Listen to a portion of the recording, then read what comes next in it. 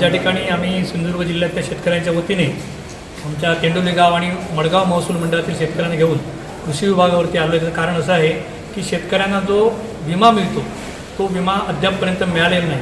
15 मे ही त्याची तारीख, शेवटची तारीख असताना 15 मे नंतर 45 दिवसाच्या आत शेतकऱ्यांना आंबा आणि काजू नुकसानीचा विमा मिळणं गरजेचं असतं. असं असताना सुद्धा अद्यापपर्यंत आमच्या शेतकऱ्यांना विम्याची कोणत्याही प्रकारची रक्कम मिळाली नाही. दुसरी गोष्ट, आज या ठिकाणी आम्ही कृषी विभागाला विचारलं की रिलायन्स कंपनीने विम्यासंदर्भात आपल्याकडे कोणत्या गाईडलाईन्स किंवा कशाप्रकारे कोणकोणत्या मंडळाला किती विमा रक्कम मिळणार याची आपल्याला काही माहिती दिली आहे का, असं विचारलं असता आज त्या अधिकाऱ्याने आम्हाला सांगितले की अद्यापपर्यंत आम्ही 9 पत्र रिलायन्स कंपनीला पाठवली, परंतु अजूनपर्यंत कोणत्याही पत्राचं उत्तर आम्हाला त्यांनी दिलेलं नाही किंवा कशाप्रकारे विमा वितरित केला जाणार, कशाप्रकारे नुकसान दिलं जाणार या संदर्भात त्यांनी डिटेल विमा कंपनी अजूनपर्यंत दिलेलं नाही.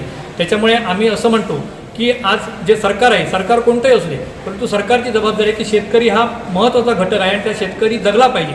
आणि जर सरकार एका बाजूला म्हणत असेल की आमचं गोरगरिबांचं कष्टकऱ्यांचं सरकार आहे, तर सरकारने शेतकऱ्यांना जगवण्यासाठी पावलं उचलली पाहिजे आणि ते उचलली असं आम्हाला वाटत होतं. परंतु आम्ही पूर्णपणे आजच्या सरकारवरती निराश आहोत, कारण शेतकऱ्यांनी अशा प्रकारचं आंदोलन करावं की शेतकऱ्यांना या ठिकाणी आपल्या विम्याच्या न्याय्य हक्कासाठी यावं लागतं, याच्यासारखं दुर्दैव दुसरं काही नाही असं मी या ठिकाणी म्हणतो.